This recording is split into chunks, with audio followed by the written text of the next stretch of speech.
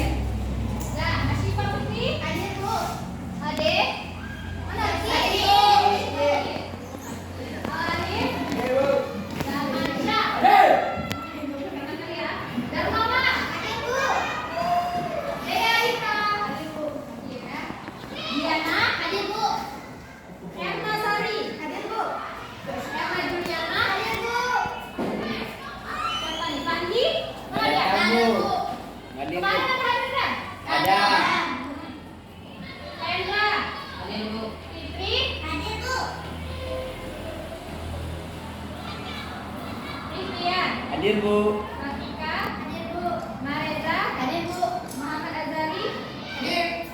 Agus, hadir. Ada Bu. Udah ya?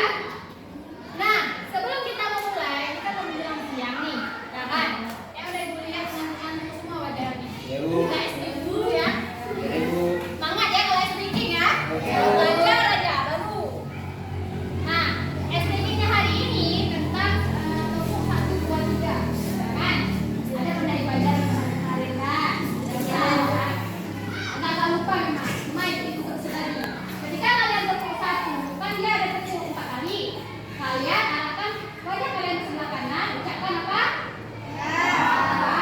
Kalau tepuk 2, kalau tepuk 3, dan tahu ya? Kalau dapat nanti kena denda ya. Ya. Kita mulai sekarang ya. Ya, kamu. Nah, kita mulai ya. Jangan sampai salah. Kalau salah kena denda. Tepuk 1.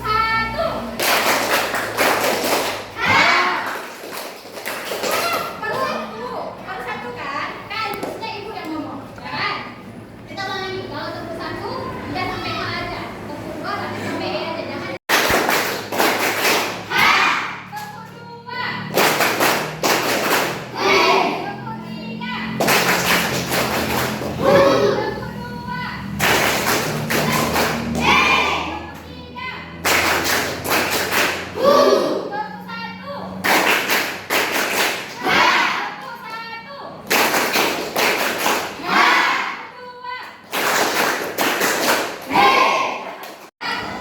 Semangat lagi kan?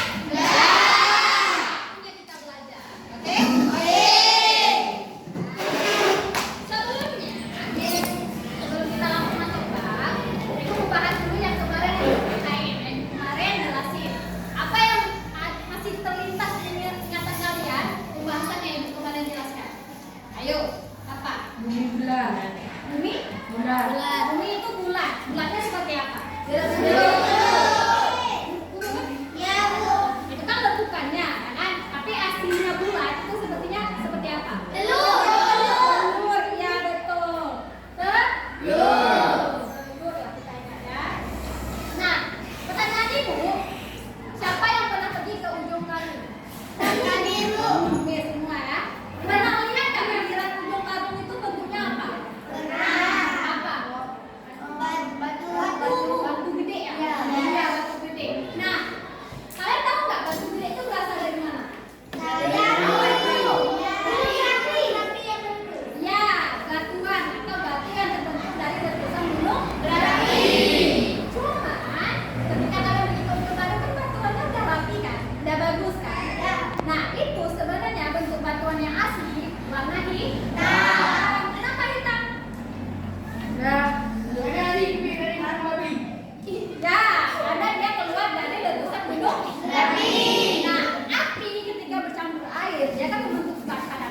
Padatan itulah yang menjadikan batuan. Cuma kalau kalian ke ujung kan, batuannya kan udah bagus nih, ya kan? Itu sudah pakai mesin dirapikan, makanya disusun menjadi pembatas di ujung kan? Nah, kalau pertanyaan kalian misalnya ada yang bertanya, Bu, kenapa di luar kita batunya kecil-kecil, ya kan? Ada kan terlintas di pikiran itu kan? Kok bisa batuan gede kali tapi di sini kok kecil-kecil, ya kan? Nah, batuan kecil ini hasil dari kerikil. Dari batuan kerikil yang keluar melalui magma, letusan gunung berapi juga. Cuma bedanya yang gedenya ini biasanya dijadikan dia. Nah, yang kecil itu ya seperti yang kalian lihat di luar aja, bukan untuk menyampaikan kita. Alright. Nah, setelah itu kita bahas lagi tentang bumi bulan. Oke, kita ulang lagi sedikit tapi kita baru masuk ke gambar dulu ya. Nah, bumi kita kan bulat nih, di gambar nih. Nah, ada 7 lapisan langit dan 7 lapisan bumi, termasuk juga batu. Wah, ada 7 lapis. Cuma hari ini bahas yang intinya aja ya, ini 3 lah. 3 lapis ya. Nah, lapisan yang pertama kita anggap aja sebagai atmosfer. Pernah dengar atmosfer? Nah, Apa itu atmosfer? lapisan bumi. Hah? Lapisan pelindung atau kalau misalnya kalian pernah dengar ozon, lapisan ozon, pernah dengar? Nah, lapisan pelindung atau ozon ini fungsinya untuk apa? Salah satunya melindungi bumi dari sinar UV. Apa itu UV? Sinar matahari. Kan kalau misalnya kita sekarang nih lagi rasa-rasa kita makin tahun makin panas kan? Ya kan? Ya, padahal kita kalau dibilang musim panas, kita bukan musim panas, tapi kita musim kemarau. Cuma musim kemarau kan rasanya panas kan? Ya kan? Kenapa bisa panas kan? Ayo pikir. Karena ada hujan. Ada hujan ya? Ada. Dalam sebulan kita ada beberapa kali hujan, cuma nggak sering kan? Beda dengan bulan-bulan akhir sekarang, hujan tiap hari hampir kan? Nah, jawabannya kenapa sinar matahari sekarang rasanya semakin panas? Karena lapisan ozon ini, lapisan pelindungnya itu semakin tipis, semakin tipis. Nah, sinar yang tipis itulah yang menjadikan kulit kita seakan-akan kebakar. Kayak gitu. Nah, sinar UV ini menjadikan bumi semakin panas. Nah, iklim juga berubah.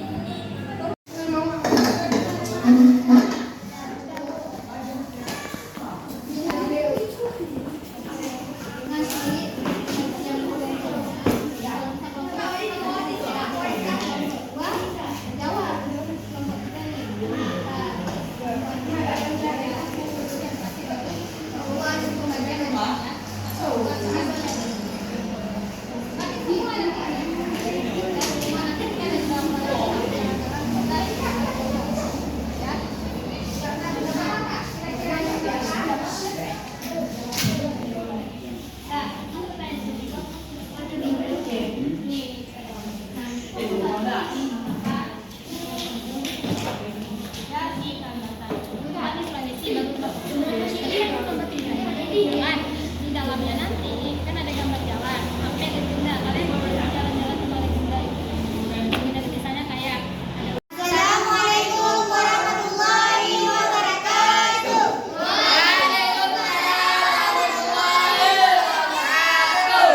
Kami dari kelompok 1 ingin membacakan hasil kerjasama kelompok kami tentang iklim. Gambaran tentang ketiga jenis iklim tersebut adalah iklim manusia dipengaruhi oleh angin, musim yang berubah-ubah setiap periode, waktu tertentu, biasanya satu periode perubahan adalah 6 bulan. 2. Iklim tropis terjadi karena Indonesia berada dari materi yang udah Ibu jelaskan, kira-kira udah paham semua? Kesimpulan dari semuanya ini berarti bumi kita ini dilapisi oleh beberapa lapisan. Lapisan itu yang menjadikan perubahan-perubahan iklim yang terjadi di bumi, ya kan? Nah, iklim kita kan iklim terbagi banyak macam kan. Nah, kita ini terbagi menjadi satu dan itu menjadi satu musim. Musim kita terbagi lagi menjadi dua. Apa aja musim kita?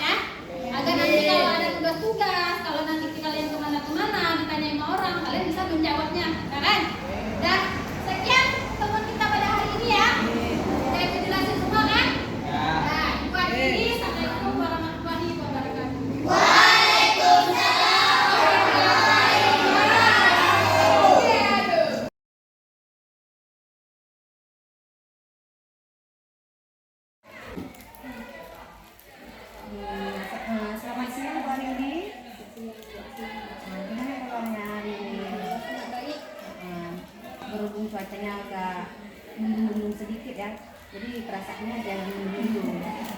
Jadi gini, jadi tujuan kita kali ini adalah kegiatan observasi yang mana tujuannya adalah untuk melihat hasil dari ketercapaian area pengembangan yang sudah dilakukan di kelas.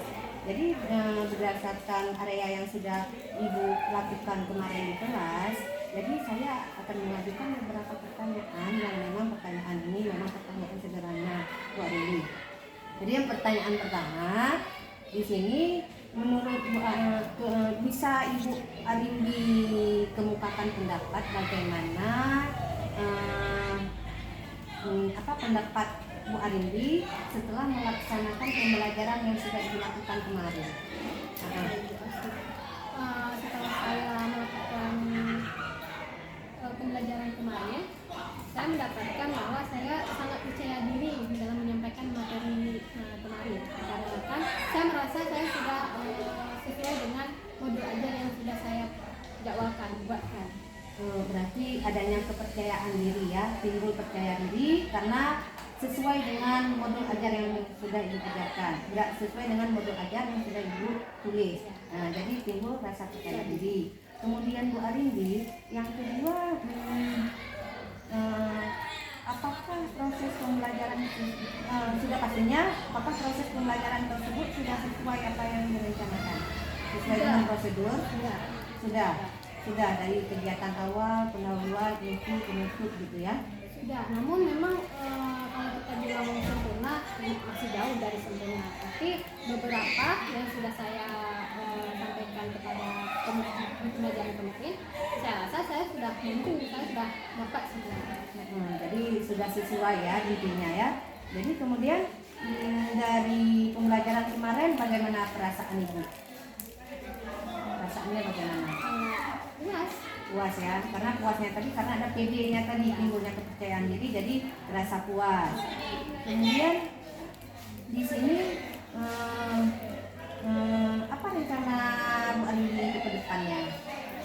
Proses pembelajaran yang tadi Berdiferensiasi. iya, pembelajaran diferensiasi. Jelasnya saya ingin anak-anak peserta didik yang sudah saya ajarkan dapat memahami dan menganalisis apa yang sudah saya ajarkan kemarin. Gitu ya, jadi dapat memahami dan menganalisis intinya ya Bu Arimbi ya. Kemudian dari pembelajaran kemarin apa yang dapat Ibu ambil kesimpulan? Kesimpulan yang dapat saya ambil adalah sebenarnya dari pembelajaran yang sudah saya ajarkan kemarin kan saya sudah sangat cukup puas, percaya diri untuk mengajarkan anak peserta didik. Namun memang mungkin kendala dari bahasa saya sendiri. Ada beberapa bahasa saya jelaskan, anak didik, peserta didik kurang memahami. Mungkin entah terlalu tinggi atau anak didik sendiri yang mungkin sulit memahami pembahasan yang saya jelaskan. Oh iya, berarti dari segi kebahasaan mungkin padahal yang kita sampaikan itu memang sederhana, cuman cara Jadi pemahaman banyak masih bertanya hal yang sama seperti itu. Oh gitu ya. Perlu dengan kepala sekolah enggak? Untuk kedepannya kita akan tingkatkan dan dilanjutkan Bu Arimbi. Jadi sukses selalu untuk Bu Arimbi, yang penting semangat dan kepercayaan dirinya. Jadi harapan saya kedepannya terus harapannya terus semangat, jangan berkecil hati dan tumbuhkan kepercayaan diri. Itu saja dan untuk hari ini saya cukupkan sampai di sini